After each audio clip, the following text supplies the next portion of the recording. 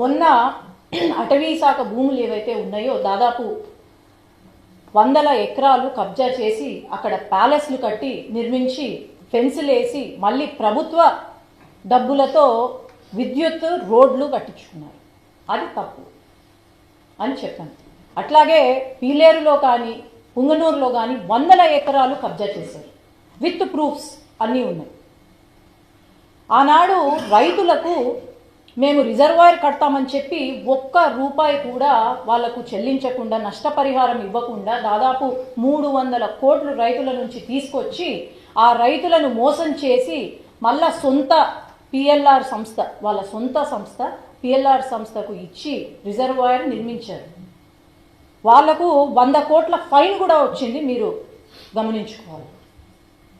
అట్లాగే మా రాయలసీమ, నేను రాయలసీమ, మా రాయలసీమలో పాపము చాలా నష్టపోయిన రైతులము చాలామంది ఉన్నాం. పాడి రైతులు ఏదో పాపం 4 గోవులు, ఆవులను, గేదెలను పెట్టుకొని బ్రతుకుతారు. అట్లాంటిది మనం అందరం గమనించాం. 5 సంవత్సరాల కాలంలో వీళ్ళు అడ్వాన్సులు ఇచ్చి ఎప్పటికప్పుడు రాత్రికి రాత్రి పాపం వాళ్లకు డబ్బులు తగ్గించి ₹1, ₹2 లీటర్కి తగ్గించి వాళ్ళని మోసం చేశారు. అట్లా మాడి రైతులను కూడా 100 కోట్లు కమిషన్లు తీసుకున్నారు వాళ్ళ దగ్గర నుంచి. మరి గ్రనైట్ ఏదైతే ఎక్స్పోర్ట్స్ కంపెనీ ఉందో అది మరి వాళ్ళ అల్లుడిది కాదా? అక్కడి నుండి మార్కెట్ ప్రైస్ కన్నా 10,000 తక్కువ చేసి అందరితో కట్టించుకున్నారు. మరి ఇవన్నీ బయటికి వచ్చినప్పుడు మరి అన్ని ప్రూఫ్తో నేను మాట్లాడుతున్నా. ఈరోజు ప్రూఫ్స్ లేకుండా నేనేం మాట్లాడట్లేదు వాళ్ళలాగా. ఈరోజు రాష్ట్ర అభివృద్ధి గురించి మనం అంతగా శ్రమిస్తున్నాం.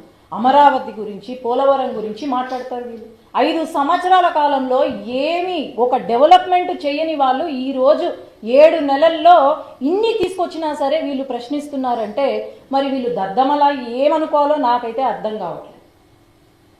ఒక మాట మాట్లాడేటప్పుడు నోరు అదుపులో పెట్టుకొని మాట్లాడాలి. ఈరోజు పార్లమెంటులో పురంధేశ్వరి గారి గురించి మాట్లాడాలి.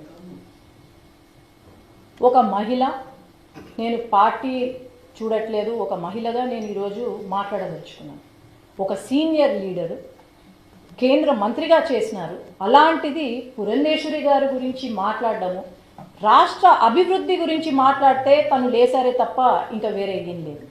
అలాంటప్పుడు ఆయనకు ఏం హక్కు ఉంది? ఫస్ట్ నీ పైన ఉన్న మచ్చ నువ్వు తీసే, ఆ తర్వాత నీకు మాట్లాడే హక్కు ఉందని మేము ఇది ఖచ్చితంగా పార్లమెంట్లో తీసుకెళ్తాము.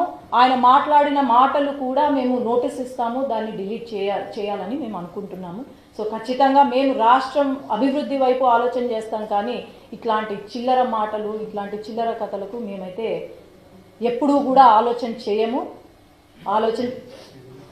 మేము అభివృద్ధి కోసమే ఉన్నాము. ధన్యవాదాలు.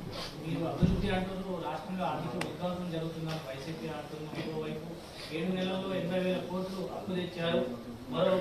మరొకటి ఏంటంటే కేవలం రాజధాని పేరుతోటి 55,000 కోట్లు అప్పు చేశారు 7 నెలలు. అభివృద్ధి మాత్రం ఇంతవరకు కనిపించట్లేదు వైసీపీ. మీరు ఢిల్లీలో కూర్చుంటే అభివృద్ధి కనిపించినట్లేదు.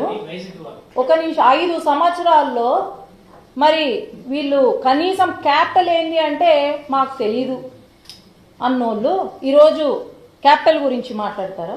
పోలవరం ప్రాజెక్ట్ ఏమైంది? కడప స్టీల్ ప్లాంట్ ఏమైంది? మరి ఆయనే కదా తీసుకొచ్చింది.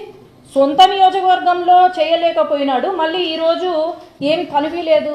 ఒకటి, వాళ్ళు చేసిన అప్పులు తీర్చి డెవలప్మెంట్ చెయ్యాలి అంటే రాత్రికి రాత్రి మేమేం మెజిషియన్స్ కాదు.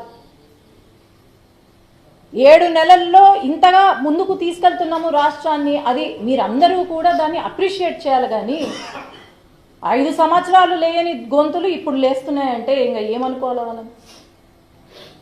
ఇదే సినిమా 2.0 సినిమా మేము చూపించాల్సి వస్తుంది.